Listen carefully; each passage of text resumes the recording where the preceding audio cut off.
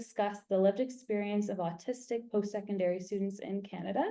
We will first share a bit about the lab, discuss my master's thesis, and then discuss support strategies and recommendations for autistic post-secondary students. We will, of course, try to leave some time at the end for a Q&A session. So higher education is more than a mere academic pursuit.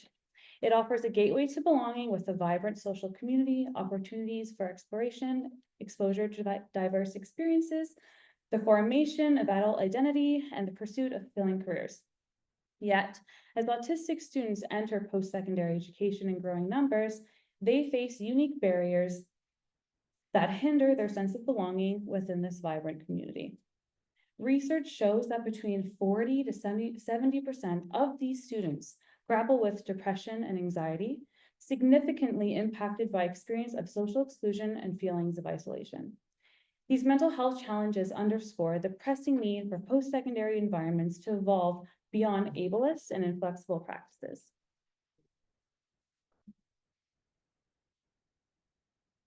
So understanding the experiences of autistic students in post-secondary education begins with recognizing neurodiversity. The idea that neurological differences like autism, ADHD, and dyslexia are natural variations rather than deficits. This perspective encourages appreciation and acceptance, valuing diverse ways of thinking, learning, and engaging with the world. While academia aims to foster self-actualization and knowledge, many institutions still operate within rigid ableist frameworks. Whether intentional or not, these structures often marginalize autistic students, overlooking their strengths, perspectives, and contributions to academic spaces. A sense of belonging, feeling accepted, respected, and valued within a community is critical to student success. It shapes engagement, well-being, and academic performance, with research highlighting its direct impact on both immediate experiences and long-term outcomes. When students feel a genuine sense of belonging, they are more likely to thrive academically and personally. The Campus Belonging Network aims to understand these experiences of autistic students at Canadian universities, focusing on their sense of belonging. Our research uses an experience-based co-design approach underlining the importance of collaboration. Drawing on a participatory action approach based in a critical disability orientation, this project will identify facilitators and barriers to autistic post-secondary students' sense of belonging on campus. Our team is diverse, consisting of neurodivergent and neurotypical individuals, including faculty, staff, graduate students, and community members. Integral in this approach is autistic team member inclusion, including autistic academics, community partners, and students. By engaging autistic individuals as equal partners in our study, we aim to highlight and leverage their insights and experiences. And this methodology not only enriches our understanding, but ensures our research efforts are genuinely inclusive and geared towards fostering environments where every student feels like they belong. Historically, autism research has been conducted without the involvement of autistic people and has centered the interests of funders and researchers. When the autistic community is not adequately represented in autism research, the research often fails to achieve its desired outcomes. The inclusion of autistic people as co-researchers is crucial to ensuring the information produced creates positive impacts for autistic people and the autism community. The ACP and a collaborative and shared model of leadership ensures that the story we are telling is one that the autistic community is proud of and believes in. Phase 1 of the study is all about creating and refining on-the-ground guidelines and to help autistic colleges and university students feel like they belong. Phase 2 is all about getting people active and involved. First, we want to help college and university staff understand and share their students feeling better. Second, we'll find examples of things that have helped autistic students feel welcome and succeed in Canada. Third, we'll suggest new ways and practical roles to make schools more welcoming, help everyone feel like they belong, and ensure things are accessible for all. Although we are focusing on the second initiative today, the University Belonging Model, we want to take a moment to acknowledge all the wonderful initiatives the Campus Belonging Network is currently undertaking. With that said, we are currently recruiting for one of our initiatives, the Belonging Questionnaire. If you'd like to learn more about this study and how to get involved, please visit our website, which is linked in the bottom there. Bottom left side. Okay. So understanding the experience of autistic students, oh, did I already go through this one? Perhaps I did.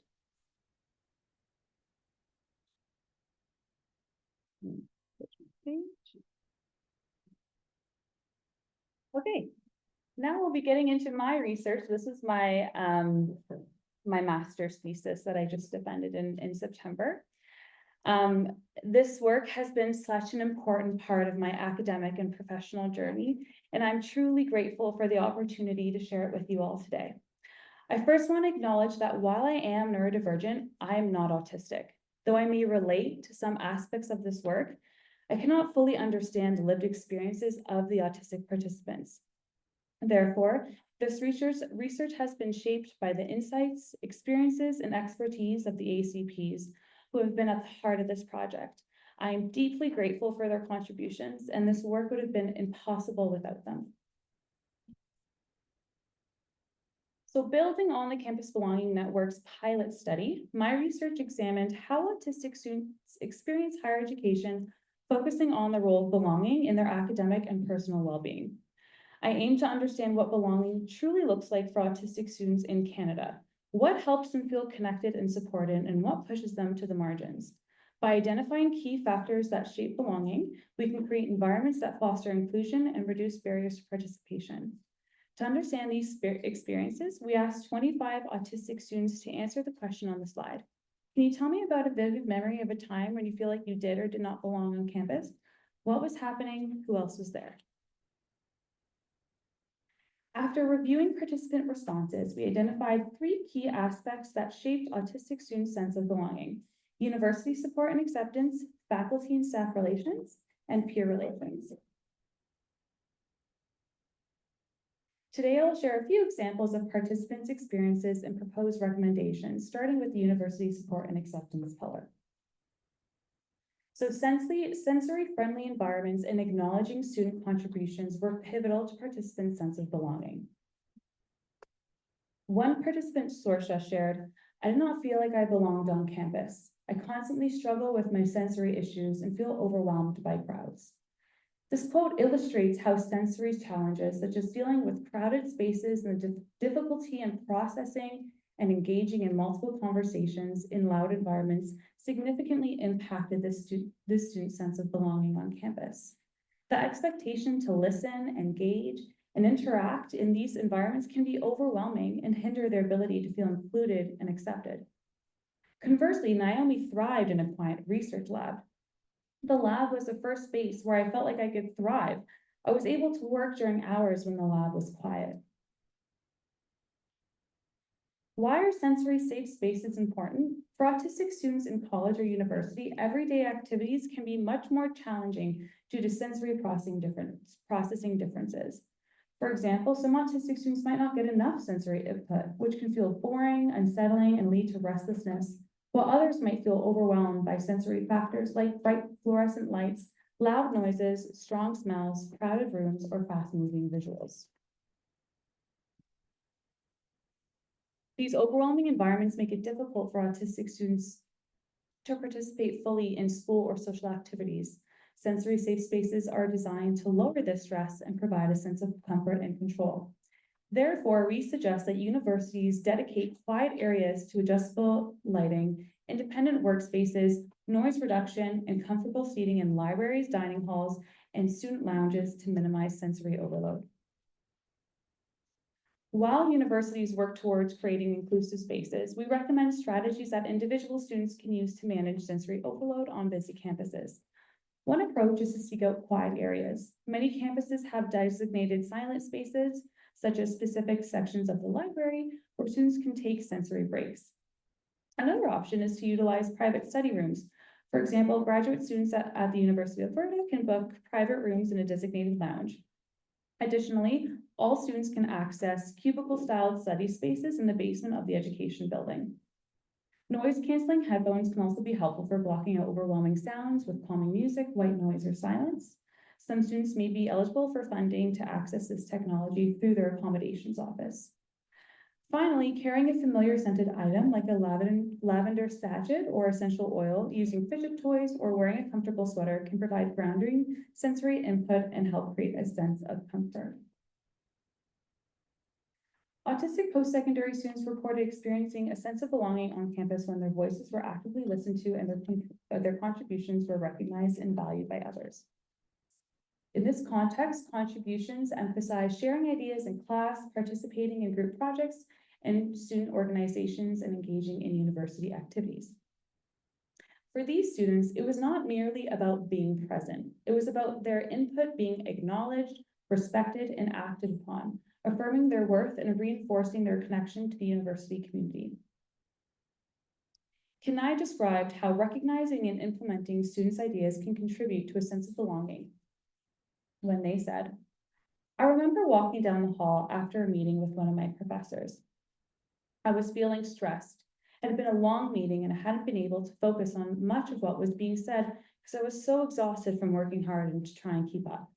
I remember thinking, I hope everyone gets out of this meeting so I can go to my room and take a nap.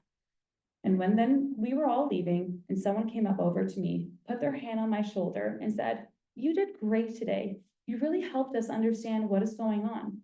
And that is something that has happened several times throughout college. People have come up to me when they see me struggling or stressed out, or just really trying hard at something. They say things like, 'Wow, you're really good at that task. You must have worked really hard on it.' These experiences highlight the critical role of recognition and validation in fostering a supportive and inclusive educational environment for autistic students. Belonging starts with recognition. When neurodivergent traits are valued, individuals build self-worth, resilience, and stronger community connections. But belonging isn't just about being included. It's about knowing your identity is respected and valued. Without this, participation can feel like navigating barriers rather than being part of the community. This is why acknowledgement matters. When institutions actively affirm neurodivergent identities, they create spaces where individuals thrive. When strengths are seen, needs are met, and contributions are valued, neurodivergent individuals can fully engage in university life. This is why we recommend universities continue engaging in ongoing dialogue with autistic students through surveys, focus groups, and advisory committees. These discussions ensure that policies and initiatives are informed by the lived experiences rather than assumptions. Visibility is also key. Accommodations, support services, and neurodiversity initiatives should be easy to find, both online and in student services office. When students have to search extensively for these resources, they may not access them at all. Another way to foster inclusion is by supporting neurodivergent creators. Universities and students can actively promote autistic and neurodivergent voices by purchasing, sharing, and displaying their artwork, writing, and projects. Representation matters. It signals that autistic perspectives are valued and celebrated. Finally, we encourage institutions and students to support and learn from other autistic voices by attending autistic-led talks, panels, and community discussions. Events like the U of A Speaker Series provide opportunities to engage with autistic perspectives, challenge misconceptions, and build more inclusive campus cultures. Now moving on to faculty and staff relations. Many participants highlighted that having openly neurodivergent or autistic faculty and staff significantly strengthened their sense of belonging. For example, Katie shared, during my first semester of college, I was taking a class on the history of psychology. The professor started class by saying that she was autistic. She then said that she would always be available to talk with anyone who had questions or concerns about neurodiversity. This made me feel like someone had my back, and it gave me confidence that I could ask questions or voice my concerns without feeling judged. Katie's experience highlights how representation fosters a sense of safety and support. When faculty openly identify as neurodivergent, it reassures students that their perspectives are understood and respected, creating an environment where they feel more comfortable seeking guidance and advocating for their needs. Similarly, Kayla shared, my supervisor struggles with chronic mental health challenges, so she deeply understands me insofar as mental health advocacy and neurodiversity overlap. I feel belonging when we have meetings as walks, discuss my thinking style as I learn philosophy, or talk about cats during our meetings.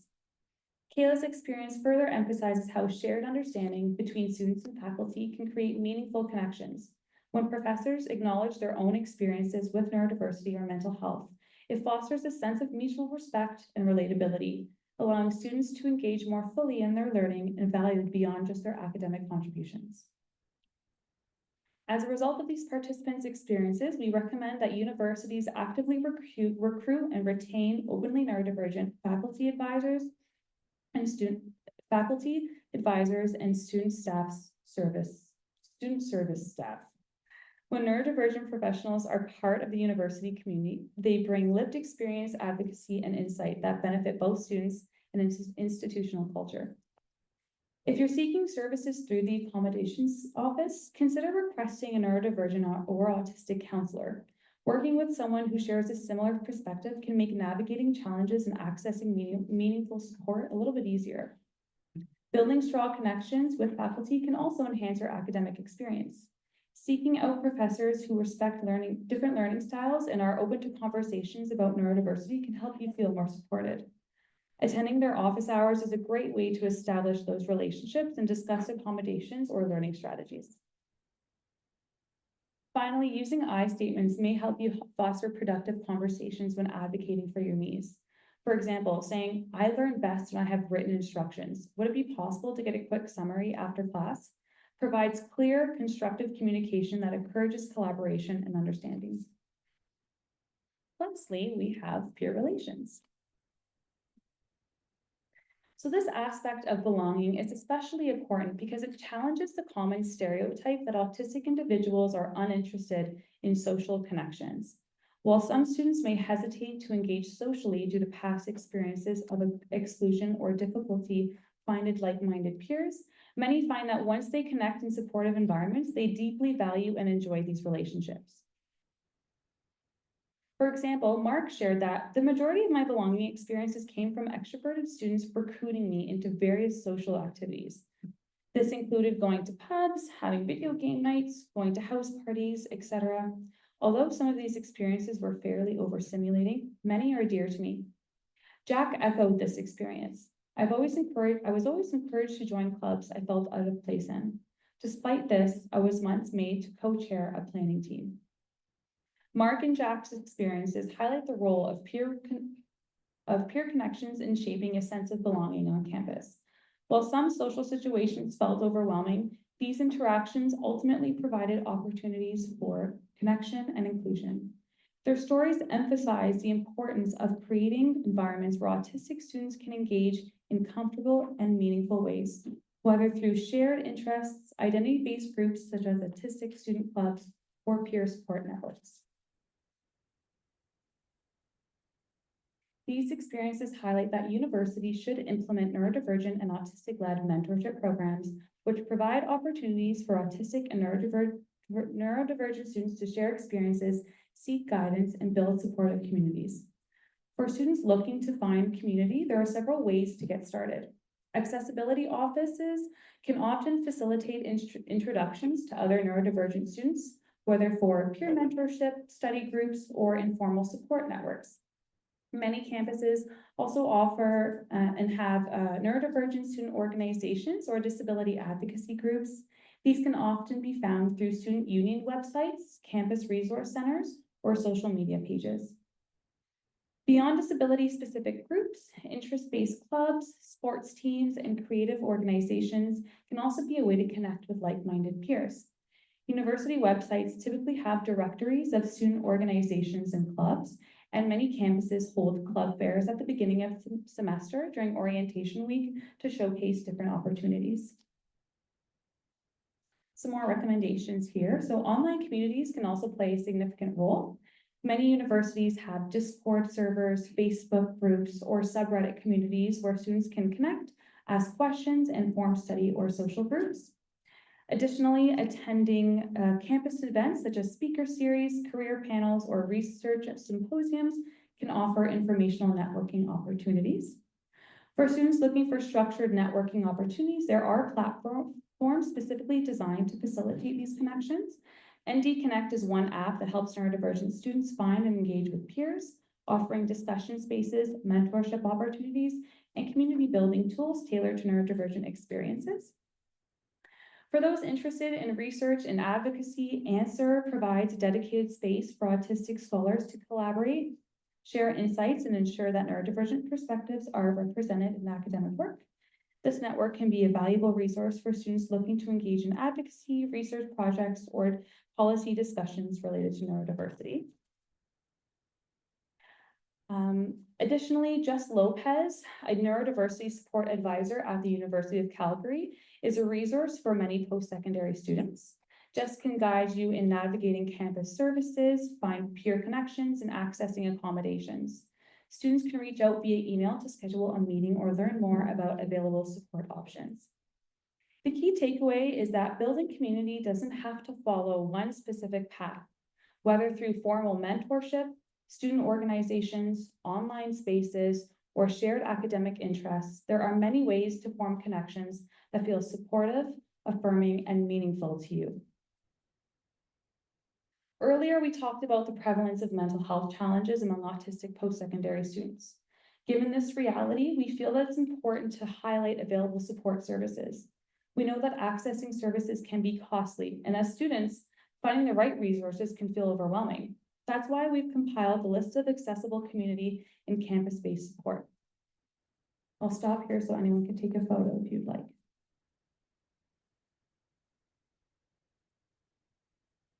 Thank you all for listening to our presentation today. We've covered a lot, and we hope you found it insightful.